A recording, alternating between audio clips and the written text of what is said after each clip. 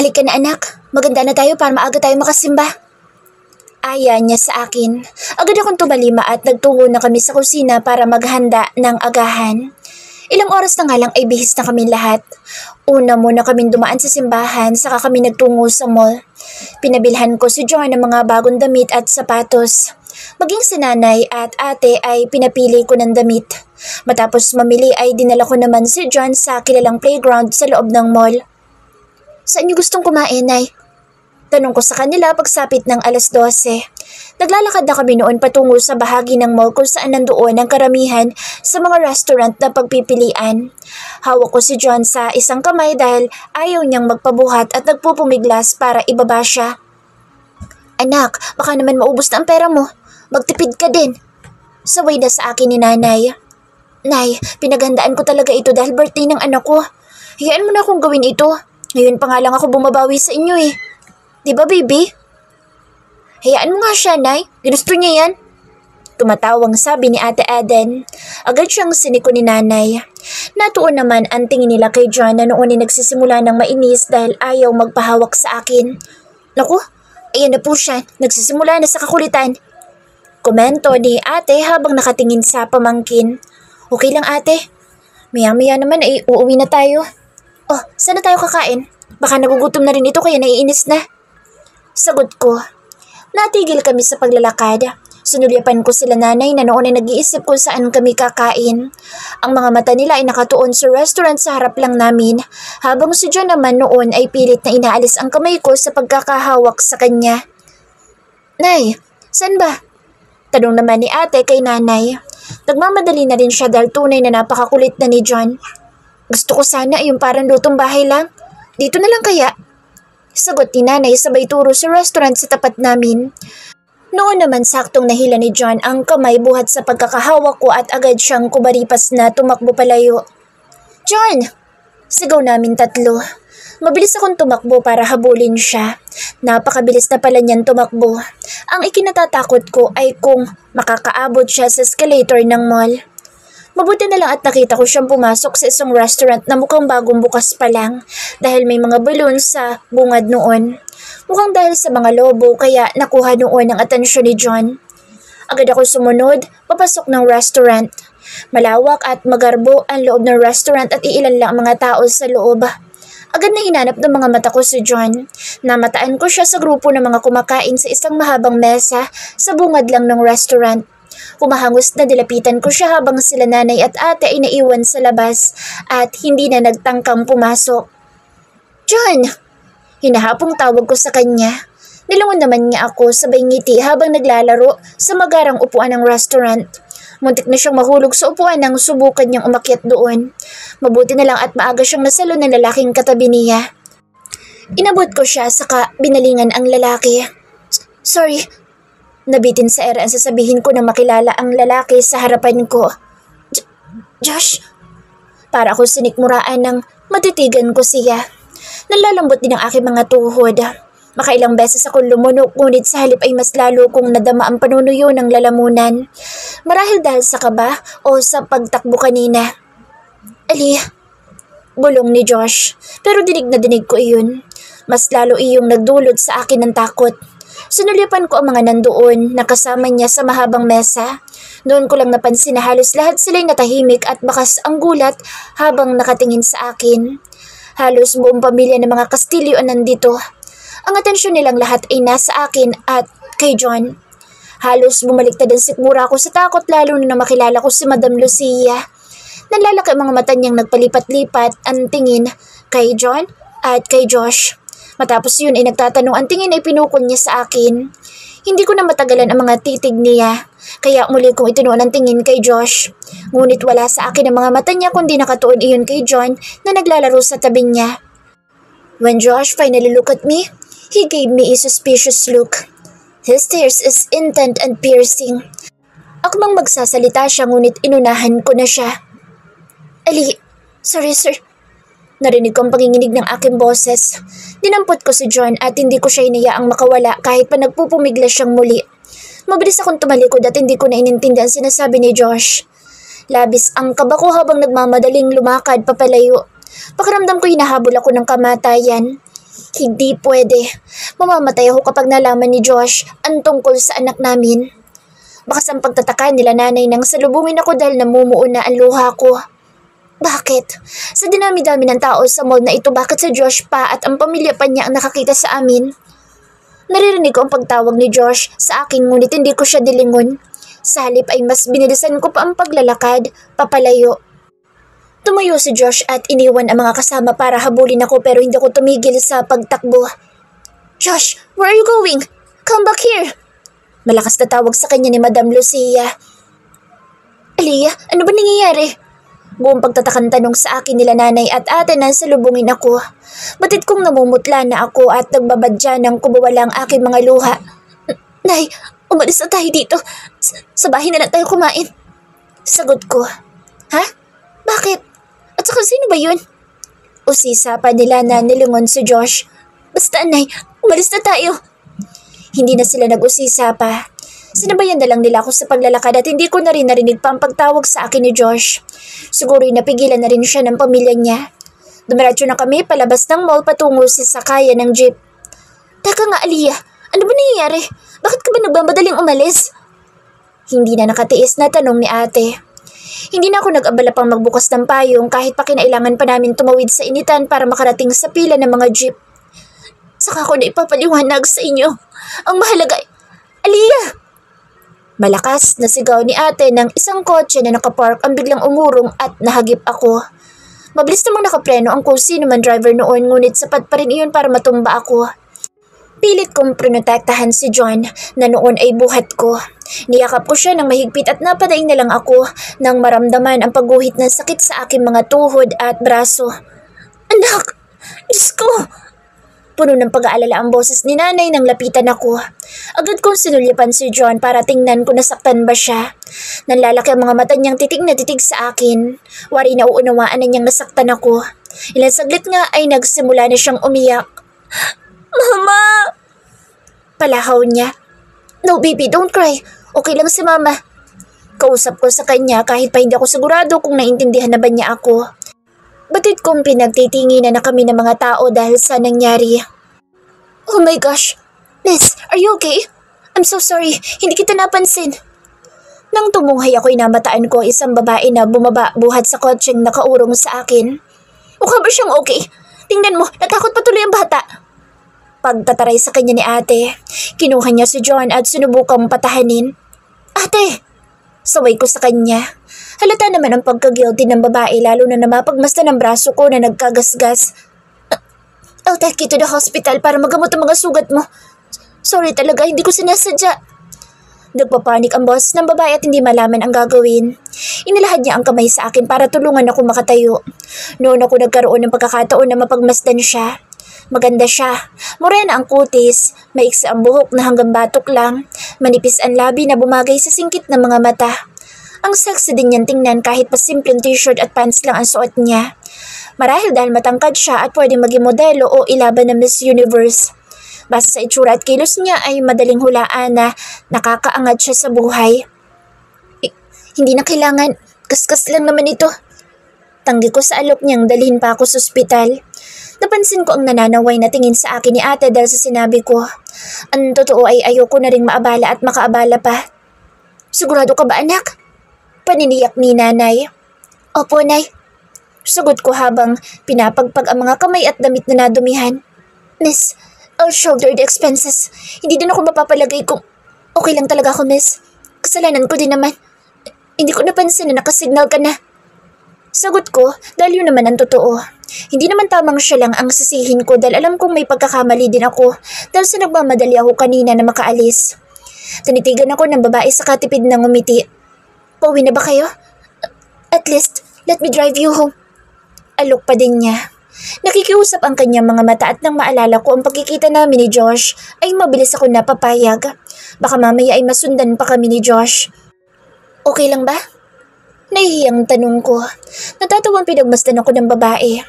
Oo naman, ako nga ito may kasalanan sa inyo eh. By the way, I'm Jade. Anya saka inilahad ang kamay. Aliyah.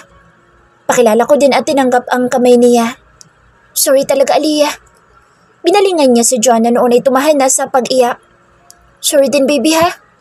Binuksan niya ang pinto ng sakyan saka kami nilingon. Come on, ihatid ko na lang kayo. Nang ibigay ko kay Jade ang address ko ay napangiti siya dahil malapit lang umano ang bahay niya doon. Nasa kasunod na subdivision lang umano siya na doon lang din malapit sa apartment ko ang gate. Walking distance lang umano ang bahay niya mula sa tinutuluyan ko. Talaga? At least may kakilala na ako dito sa lugar na ito. Sagot ko. Hindi ko maintindihan kung bakit kay gaan agad ng loob ko kay Jade. Bago ka lang dito? Tanong niya sa akin. Napansin kong nananaway ang tingin sa akin ni ate. Noon pa man ay makailang ulit na niya akong pinagsabihan. Masyado umano ako mapagtiwala sa tao kaya ako naaabuso. Oo, dyan lang ako umuupa. Sagot ko. Hindi ko pinansin ang mga tingin ni ate. Ramdam ko na mabuting tao sa Jade at walang dahilan para pag-isipan ko siya ng masama. Great. Mga minsan ay dadalawin kita dyan sa inyo.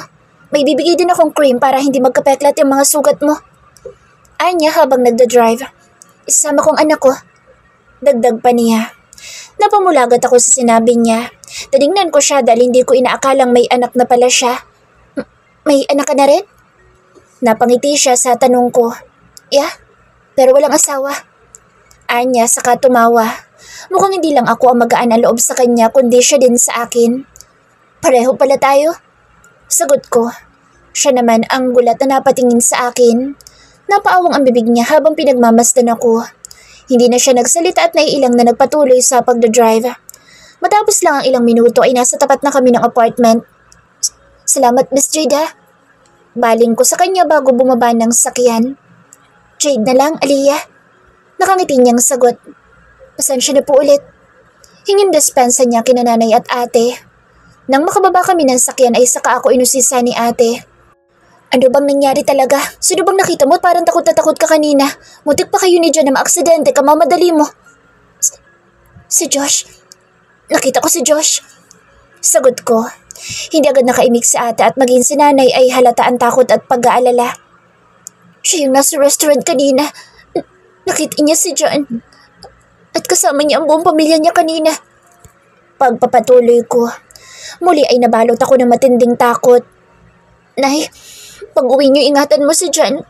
Huwag na huwag mong hayaang mawala siya sa paningin mo. Ano kaya kung lumipat muna kayo? Anak, huwag ka mag-alala. Hindi ko pababayaan ang apo ko. At kahit pa makaharap ko ang buong pamilya ng Josh na iyon, ay hindi ako natatakot sa kanila. Mas maigi nga makaharap ko sila at sasabihin ko sa kanila lahat-lahat ng pasakit nila sa'yo. Putol ni nanay sa sasabihin ko. Hindi ako makaimik. Hindi ko sigurado kung magpapatinag si Josh o ang pamilya niya sa galit ni nanay. Sinulyapan ko si ate na noon ay seryosong nag-iisip. Sa tingin mo, nakilala kaya nila si George? Hindi ko alam ate pero nakita ko kung paano nila tingnan ng anak ko. Sagot ko. Mabuti pa nga nay ay doon muna kayo ni na ate Aileen tumuloy kahit ilang araw lang. Sustyon din niya. Si Tia Aileen ay ang kapatid ni nanay na pulis ang asawa. Sa kabilang barangay lang sila nakatira at madalas din naman doon bumisita si nanay. Paano ka? Okay ka lang ba dito? Baling niya sa akin. Oo ate, hindi naman alam ni Josh kung saan ako nakatira ngayon. Sagot ko. Dahil sa nangyari ay naputulan dapat sana ay celebration ng birthday ni John. Nagpa-deliver na lang kami ng pagkain at sa apartment pinagsaluhan. Kinabukasan din araw ng linggo ay bumiyahin na sila nanay pabalik sa probinsya.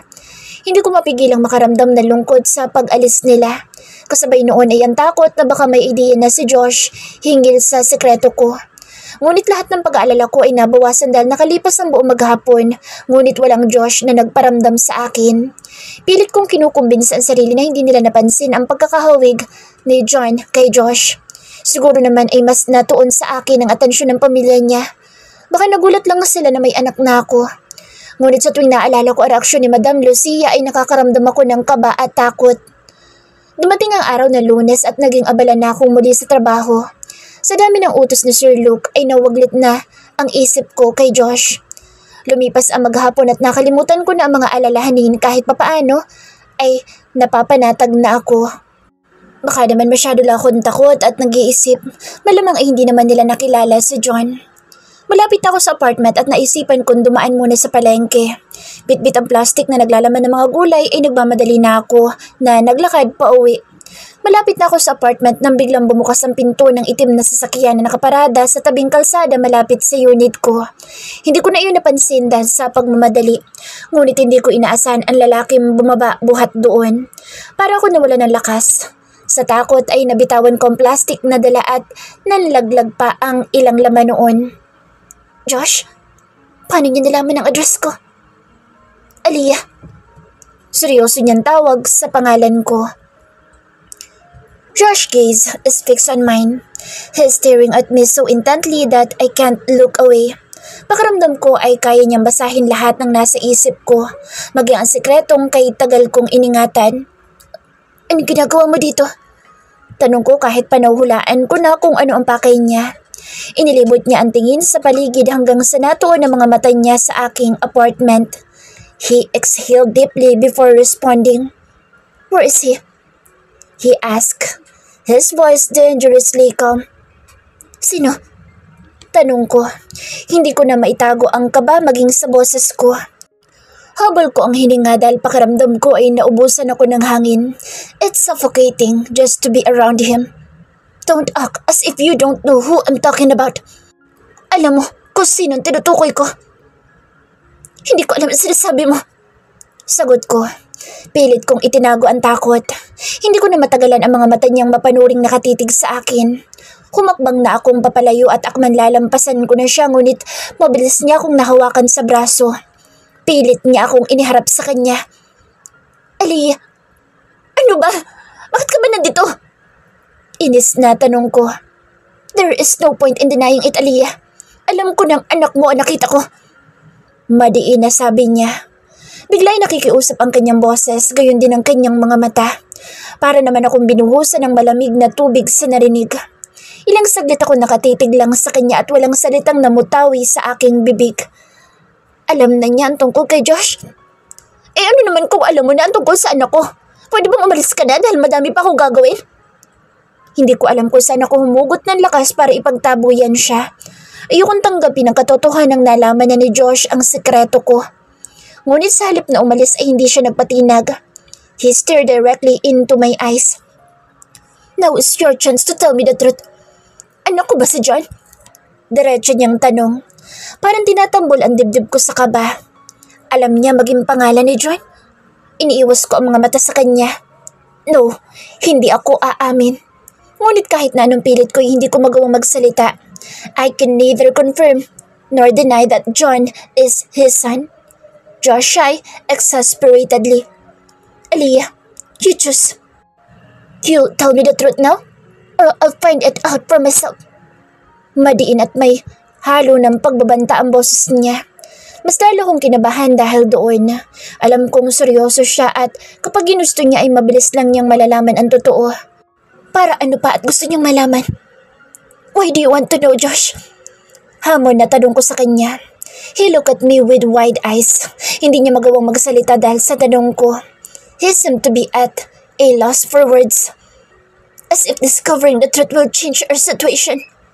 Dagdag ko. Hindi ko na rin naitago ang pait sa aking mga salita.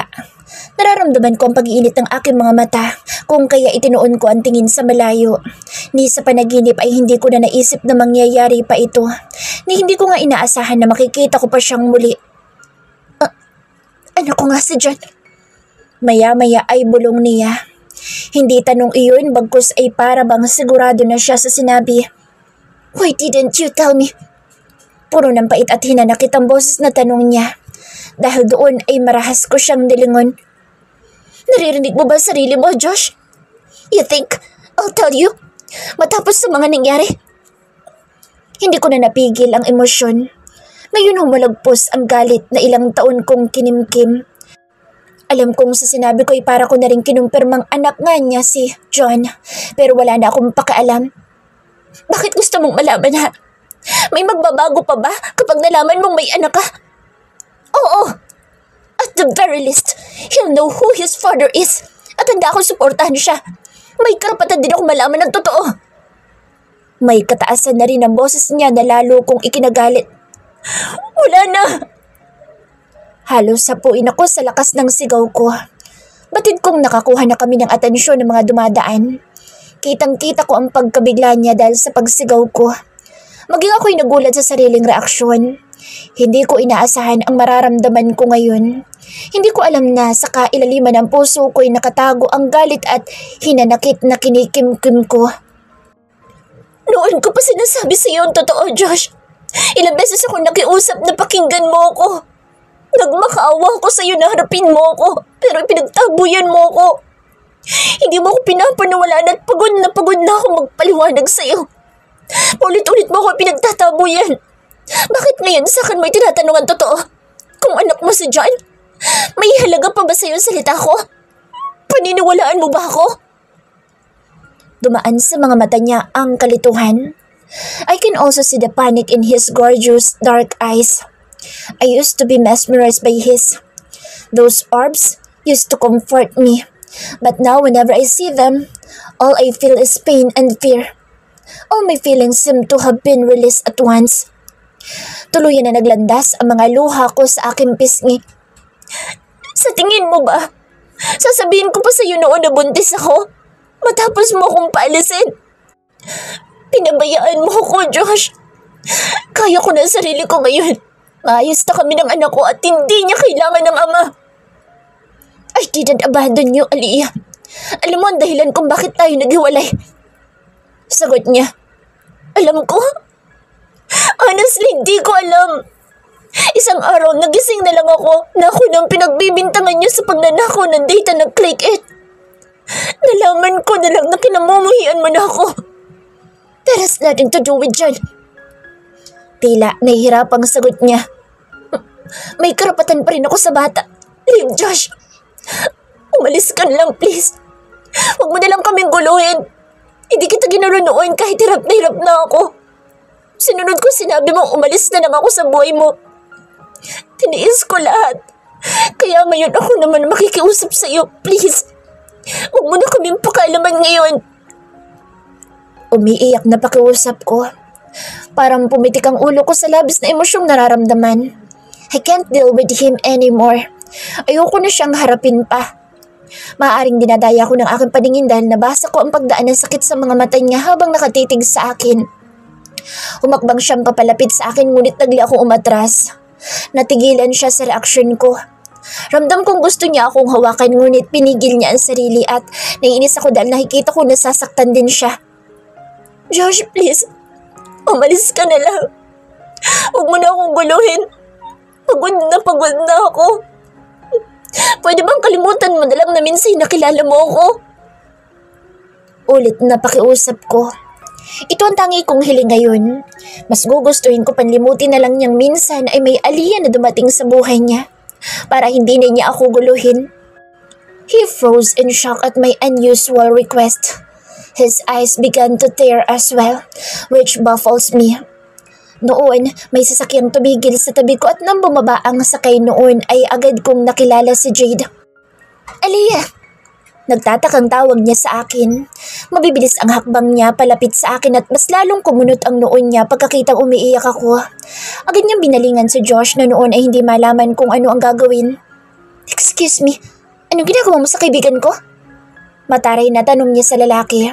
Hindi naman nagsalita si Josh. He turned to face me instead. Aliyah, I am sorry. Mag-usap tayo na maayos, please. No, Josh. Ayaw na kitang makausap. Pero hindi mo ba narinig ang sinabi niya? Leave. Putol ni Jade sa kanya. Marahil dahil marami na nakakapansin sa amin ay napilitan si Josh na umalis. Ramdam ko ang pag-aalangan niya at bago siya bumalik sa sasakyan ay binalingan niya akong muli.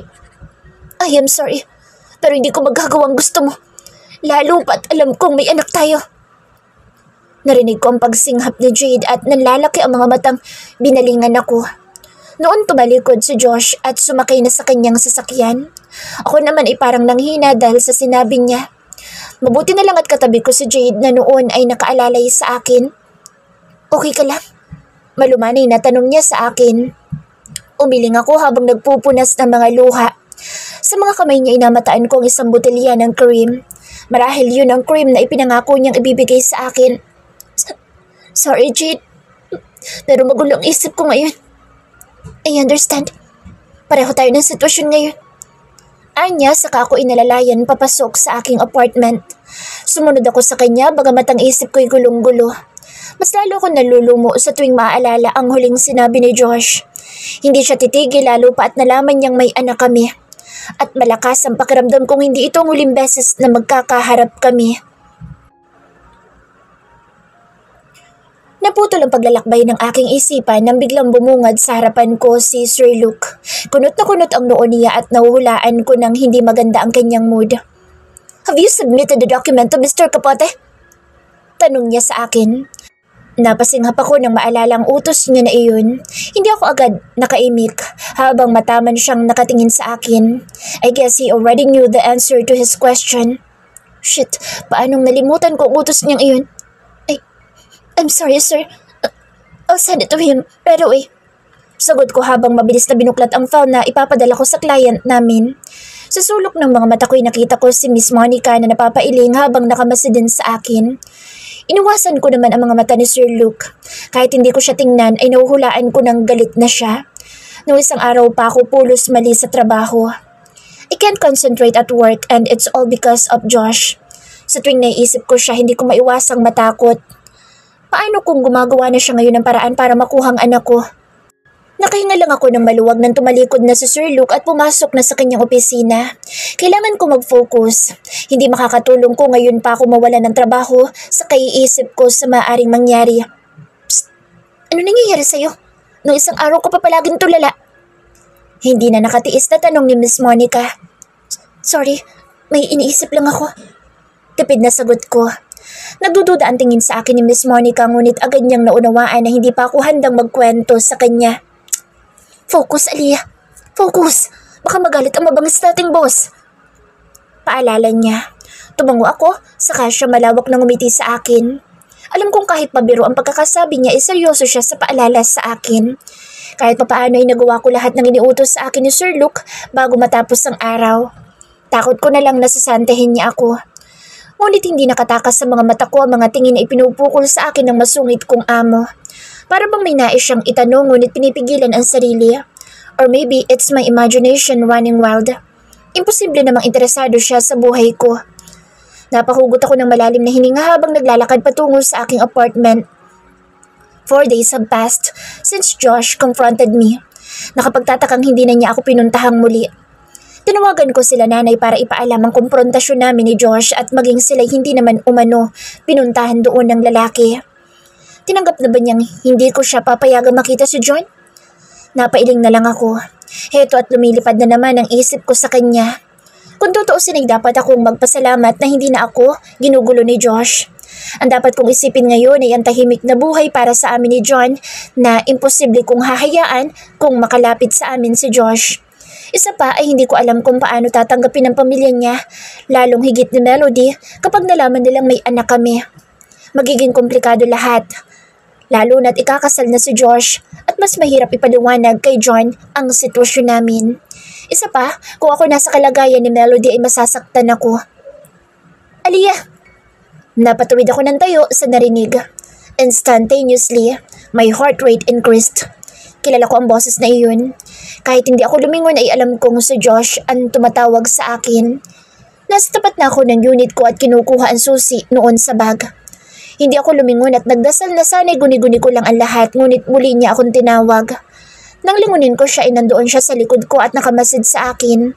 Wala ang sasakyan niya kung kaya hindi ko inisip na may naghihintay sa akin dito. Bakit ka nandito? Tanong ko sa kanya. Pinagmasdan ko siya. Malamlam ang mga mata niya. The Josh Castillo who always exudes a domineering aura whenever I see him has vanished. His expression has changed to one of sorrow and despair. It's as if he's carrying a heavy burden on his shoulders. Aliyah, I am sorry. Sa halip ay sagot niya. Napakunot ang noo ko dahil doon. Sorry for what? For everything. Mahina niyang tugon. He looked so confused and I could tell he was at lost for words. Nababasa ko din ang panik sa mga mata niya ngayong magkaharap kami. Ano nangyari sa kanya? Josh, they want to meet John. Mabilis niyang dugtong dahilan para mabitin sa ere ang sana ay sasabihin ko. Day, ang pamilya niya? Napatulala ako sa kanya. All I can hear is my heart racing. My eyes give me away. Alam ko nakikita ni Josh ang takot na nakalatag sa aking mga mata. Hindi ko na kayang magkunwaring matapang. Desidido ba talaga silang kunin ang anak ko? Sino? Pabulong kong tanong. Alam ko nababasa niya ang takot at kakatuwang nakikita ko ang pag-aalala niya. Naisabunot niya ang kamay sa buhok saka ako nilapitan ngunit nagdalawang isip siyang hawakan ako. His handsome face is also full of worry.